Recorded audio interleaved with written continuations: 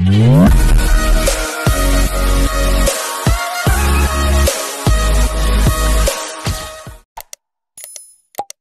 में आप सभी स्टूडेंट परमाणु संरचना चैप्टर का एक बेहद समझने वाला टॉपिक पढ़ने जा रहे हैं, जिसका नाम है हाइजेनबर्ग के अनिश्चितता का सिद्धांत। क्या होता है हाइजेनबर्ग का अनिश्चितता का सिद्धांत, ये जानने से पहले आपको हम बताना चाहेंगे कि अनिश्चितता शब्द का इस टॉपिक में क्या अर्थ है। और उससे भी पहले यहाँ पर थोड़ा एक चीज आप लोग को बताना होगा कि कोई भी वस्तु जब अंधेरे में रखी जाती है तो हमें क्यों नहीं दिखाई देती है। कारण है कि उसके सतह से प्रकाश का परावर्तन, यानी अगर इस स्केच को मान लीजिए हम अंधेरे में रख दें तो वो नहीं दिखाई देता, लेकिन अभी दिखाई देने का कारण क्या है कि इसके सतह से प्रकाश का परावर्तन हो रहा है। तो अगर हमको कक्ष में घूमते हुए इलेक्ट्रॉन को देखना है, कक्ष में घूमते हुए इलेक्ट्रॉन को अगर देखना है तो निश्चित तौर पर इस इलेक्ट्रॉन पर भी प्रकाश जब पड़ेगा तभी ये हमें दिखाई देगा।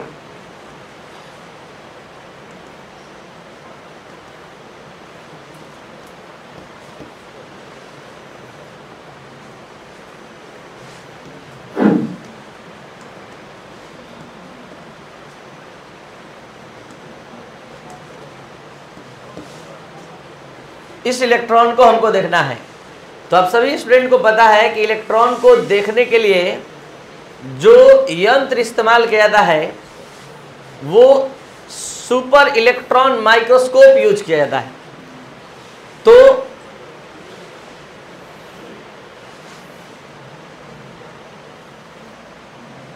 यहां पर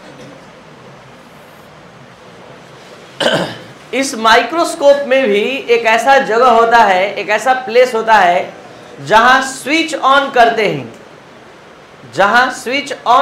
ही, वहां से प्रकाश निकलने लगता है। और ये प्रकाश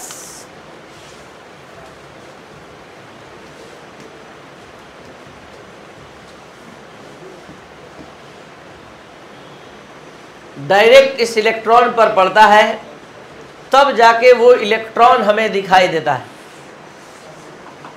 तो हमको किसी कक्ष में घूमते हुए इलेक्ट्रॉन को देखना है तो हम इलेक्ट्रॉन माइक्रोस्कोप का यूज करते हैं, जो छोटे वस्तु के प्रतिबिंब को बड़ा करके दिखाता है, आवर्धित प्रतिबिंब के रूप में दिखाता है और हम अच्छे से देख पाते हैं। तो आपको यहाँ पर हम थोड़ा बताना चाहेंगे कि इस इलेक्ट्रॉन माइक्रोस्कोप में जिस सोर्स से लाइट डाला जा रहा है वो लाइट अगर कम वेवलेंथ का ले, फर्स्ट एक्सपेरिमेंट हम यहाँ प्रारंभ कर रहे हैं जिसके माध्यम से हम आपको समझा पाएंगे कि अनिश्चितता क्या होता है। अब हम यहाँ से समझा रहे हैं, मेन कॉन्सेप्ट आ गया समझने वाला, ध्यान देंगे। हम कम तरंग दैर्घ्य के लाइट का उपयोग करने जा रहे हैं। उससे भी पहले थोड़ा सा आप लोग को बता दें कि आप लोग मैक्स प्लैंक क्वांटम थ्योरी जब हमसे पढ़े थे तो E बराबर hc/λ पढ़े थे। ये लैम्डा तरंग दैर्घ्य है और E ऊर्जा है। ऊर्जा और तरंग दैर्घ्य में उल्टा का संबंध होता है। जो स्टूडेंट नहीं समझ पा रहे हैं थोड़ा सा ध्यान दीजिए कि अगर लैम्डा का मान 20 रहे और लैम्डा का मान 30 रहे तो 20 रखिएगा तो 20 से भाग दीजिएगा, और 30 रखिएगा तो 30 से भाग दीजिएगा। कम मान अधिक आएगा। जब कम मान रखिएगा यानी लैम्डा कम तो ऊर्जा अधिक, और लैम्डा अधिक तो ऊर्जा। तो हम ये समझाना चाहते हैं कि तरंग दैर्घ्य अधिक होने पर ऊर्जा का मान कम होता है और तरंग दैर्घ्य कम होने पर ऊर्जा का मान अधिक। मतलब ये चीज क्लियर कॉन्सेप्ट रख लीजिए माइंड में कि दोनों एक दूसरे के व्युत्क्रमानुपाती होता है। तो यहाँ जैसे जैसे तरंग दैर्घ्य का मान बढ़ेगा ऊर्जा का मान घटेगा, और तरंग दैर्घ्य का मान अगर कम होगा तो ऊर्जा का मान बढ़ेगा। तो हम कम तरंग दैर्घ्य का लाइट यूज किए हैं। तो आप ही बताइए, जो इसमें कण होंगे, जो फोटॉन्स होंगे लाइट में, उसकी ऊर्जा कम होगी कि अधिक? अधिक होगी। काफी ऊर्जावान ये प्रकाश होगी और काफी ऊर्जावान ये फोटॉन्स होंगे। तो जैसे ही इससे टकराएगा ये फोटोन अपने ऊर्जा को स्थानांतरित कर देगा इलेक्ट्रॉन को, क्योंकि ये काफी ऊर्जावान प्रकाश पुंज है और ये जैसे ही इलेक्ट्रॉन से टकराएगी ये फोटोन के माध्यम से अपने ऊर्जा को ट्रांसफर कर देगी इलेक्ट्रॉन को। तो हम ये समझाना चाहते हैं कि हम इस इलेक्ट्रॉन का वास्तविक स्थिति, सही स्थिति निर्धारित करने के लिए कम तरंग दैर्घ्य का प्रकाश यूज किए, तो पता चला कि काफ़ी ऊर्जावान प्रकाश हो गई। और ऊर्जावान प्रकाश होने से ये जो फोटोन है वो अधिक ऊर्जा धारण करने वाले हैं, ये अपने ऊर्जा को स्थानांतरित कर दिए इलेक्ट्रॉन को। और जैसे ही इलेक्ट्रॉन उस ऊर्जा को ग्रहण किया, इलेक्ट्रॉन के गतिज ऊर्जा का मान बढ़ गया, यानी गतिज ऊर्जा के मान में परिवर्तन आ गया। और गतिज ऊर्जा बराबर आप सभी स्टूडेंट अच्छे से जानते हैं 12 mv² होता है। इस गतिज ऊर्जा में द्रव्यमान और वेग होता है। तो द्रव्यमान और वेग में द्रव्यमान बदलने वाला नहीं होता है, वेग बदलने वाला होता है।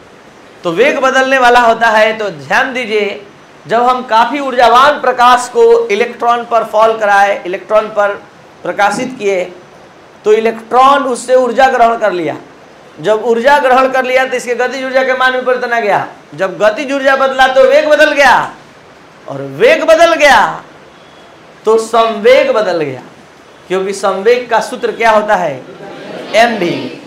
तो गतिज ऊर्जा बदलने से वेग बदला, और वेग बदलने से संवेग बदल गया। तो हम क्या दिखाना चाहते हैं कि हम स्थिति तो सही निर्धारित कर दिए, लेकिन काफ़ी ऊर्जावान प्रकाश होने से इस इलेक्ट्रॉन का संवेग ही बदल गया। क्योंकि जब काफ़ी ऊर्जावान प्रकाश इस पर पड़ा तो अपने ऊर्जा का स्थानांतरित कर दिया, और इससे इसका गतिज ऊर्जा बदला, गतिज ऊर्जा बदला तो वेग बदला, वेग बदला तो संवेग बदल गया। अब हम चाह रहे हैं कि ये संवेग मत बदले, संवेग का परिवर्तन न हो। तो हम क्या किए? कम तरंग दैर्घ्य की जगह अधिक तरंग दैर्घ्य ले लिए। तो तरंग दैर्घ्य अधिक लेंगे तो ऊर्जा कम। तो अधिक तरंग दैर्घ्य का जब हम लाइट लिए तो ऊर्जा कम थी, टकराने पर गतिज ऊर्जा के मान परिवर्तन नहीं आया। जब गतिज ऊर्जा नहीं बदला तो वेग नहीं बदला, वेग नहीं बदला तो संवेग नहीं बदला। लेकिन दिक्कत क्या हो गया? इलेक्ट्रॉन जो इतना आराम से एकदम सही एक्यूरेट दिखाई दे रहा था, अब नहीं दिखाई दे रहा। तो संवेग निश्चित करने के चक्कर में स्थिति अनिश्चित कर दिए, और पहले एक्सपेरिमेंट में स्थिति को सही निर्धारित करने के चक्कर में संवेग अनिश्चित हो गया था, और दूसरे एक्सपेरिमेंट में संवेग को निश्चित किए तो स्थिति अनिश्चित हो गया। तो हम समझाना चाहते हैं आप लोग को कि साइंस के दुनिया में कुछ भौतिक राशियां ऐसी होती है जो संयुग्मी गुणधर्म प्रदर्शित करती है, मतलब एक दूसरे पर आश्रित रहती है। एक निश्चित होगा तो दूसरा अनिश्चित हो जाएगा, दूसरा निश्चित होगा तो पहले वाला। जैसे एक्सपेरिमेंट नंबर 1 में जब कम तरंग दैर्घ्य का प्रकाश यूज किए तो स्थिति निश्चित लेकिन संवेग अनिश्चित। दूसरे प्रयोग में जब हम उच्च तरंग दैर्घ्य का प्रकाश यूज किए तो स्थिति अनिश्चित, संवेग निश्चित। तो एक की निश्चितता से दूसरे की अनिश्चितता उत्पन्न हो रही है, और दूसरे की निश्चितता से पहले वाले की, यही है अनिश्चितता का विचार। और पहली बार इसका अध्ययन हाइजेनबर्ग के द्वारा 1927 ईस्वी में किया गया। और यह सिद्धांत क्या कहता है, ध्यान से समझा जाए। किसी इलेक्ट्रॉन जैसे हल्के एवं तीव्र गतिशील कण के लिए स्थिति की अनिश्चितता मतलब डेल्टा एक्स, और संवेग की अनिश्चितता मतलब डेल्टा पी का गुणनफल हमेशा h/4 पाई से बड़ा या बराबर होता है। यानी स्थिति की अनिश्चितता और संवेग की अनिश्चितता का गुणनफल h/4 पाई से h/4 पाई से बड़ा या बराबर होता है। अब आप सभी स्टूडेंट अच्छे से जानते हैं कि P बराबर क्या होता है? mv। एक बार फिर से बता दें, स्थिति की अनिश्चितता को यहाँ डेल्टा x से हमने दिखाया और संवेग की अनिश्चितता को डेल्टा p से, और यहाँ P बराबर mv है। अब हम डेल्टा लगा रहे हैं P के आगे, तो आपको समझ में आना चाहिए कि P बराबर mv है। इसमें बदलने वाला कौन भौतिक राशि है? वेग। तो यहाँ v किसके, डेल्टा किसके आगे लगेगा? v के आगे। और अब इस डेल्टा p का मान यहाँ रखेंगे तो delta x into m delta भी, ये किसके जगह पर रख दिया हम, डेल्टा p के जगह पर, और h/4 और अब फाइनल m को हम यहाँ भेज दिए। एक और सूत्र मिल गया हमें, delta x into delta v is equal to और ग्रेटर देन h/4m। अब इस पूरे सिद्धांत को एक बार फिर से आप सभी स्टूडेंट पढ़ने जा रहे हैं एकदम सिस्टम में, जैसे आपने क्लास नोट्स में लिखा है। हाइजेनबर्ग के अनिश्चितता का सिद्धांत, इस सिद्धांत का प्रतिपादन हाइजेनबर्ग के द्वारा 1927 ईस्वी में किया गया। एक एक लाइन ध्यान से समझा जाए। हाइजेनबर्ग के अनुसार इलेक्ट्रॉन जैसे हल्के एवं तीव्र गतिशील कण के लिए स्थिति और संवेग एक मतलब स्थिति एवं संवेग को एक ही साथ निर्धारित नहीं कर सकता है। यदि स्थिति को सही से निर्धारित किया जाए तो संवेग अनिश्चित हो जाता है, यदि संवेग को सही से निर्धारित किया जाए तो स्थिति अनिश्चित हो जाती है। और यहीं से मेन स्टेटमेंट शुरू होता है। हाइजेनबर्ग के अनुसार इलेक्ट्रॉन जैसे हल्के एवं तीव्र गतिशील कण के लिए स्थिति की अनिश्चितता और संवेग की अनिश्चितता, स्थिति की अनिश्चितता मतलब डेल्टा x, संवेग की अनिश्चितता मतलब डेल्टा p का गुणनफल h/4 से बड़ा या बराबर होता है। तो ये है आपका हाइजेनबर्ग के अनिश्चितता का सिद्धांत। आगे delta x into delta p ये स्थिति की अनिश्चितता को समझाता है, डेल्टा x, और डेल्टा p जो है संवेग की अनिश्चितता को। हम जानते हैं कि p बराबर m भी होता है, तो डेल्टा p बराबर m delta v, delta p का मान समीकरण 1 में रखने पर ये समीकरण आपका 1 है।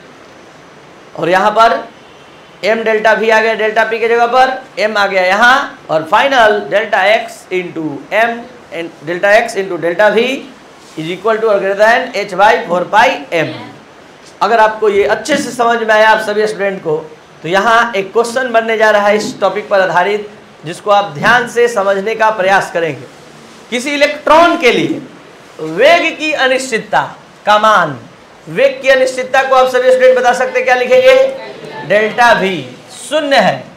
तो इलेक्ट्रॉन की अनिश्चितता ज्ञात करें, इलेक्ट्रॉन की स्थिति की अनिश्चितता ज्ञात करें, यानी डेल्टा x बराबर 0, डेल्टा x ज्ञात करें। तो डेल्टा x क्या है, ध्यान दिया जाए, फिर से क्वेश्चन समझिए। किसी इलेक्ट्रॉन के लिए वेग की अनिश्चितता यानी डेल्टा v बराबर कर है 0 है, तो यानी डेल्टा v बराबर 0। इलेक्ट्रॉन की स्थिति की अनिश्चितता ज्ञात करें, मतलब डेल्टा x बराबर वाट। तो डेल्टा v और डेल्टा x वाला फॉर्मूला यूज करते हुए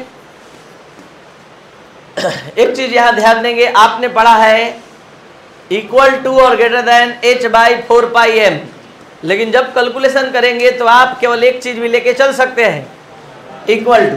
ठीक है, अब बताइए आपको क्या निकालना है इसमें से, डेल्टा x। तो ये हो गया आपका h/4m डेल्टा x, और डेल्टा x का मान आपको क्या दिया गया है,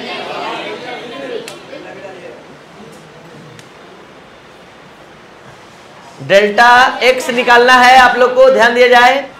यहां पर फिर से एक बार अच्छे से समझते हुए आपको निकालना है, क्वेश्चन में कह रहा है क्या, डेल्टा x निकालना है, और डेल्टा v का मान दिया हुआ है कितना, 0।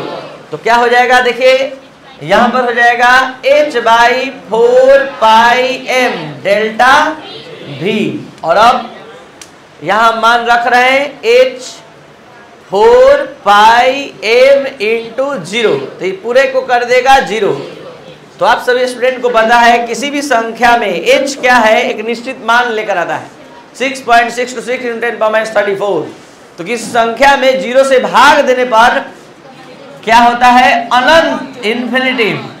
ये बहुत ही इंपॉर्टेंट कॉन्सेप्ट है कि अगर आप किसी इंटरव्यू को देने गए और वहां पूछ दिया कि बताइए 2/0 बराबर कितना, तो किसी भी संख्या में 0 से भाग देने पर वो अनंत बार में जाके कटता है, ऐसे याद रखिए, अनंत बार में कटता है, मतलब उसका मान क्या हो जाता है, इन्फिनिटिव।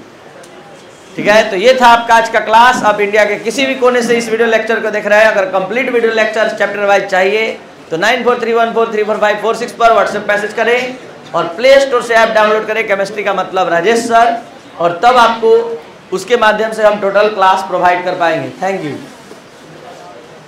चलिए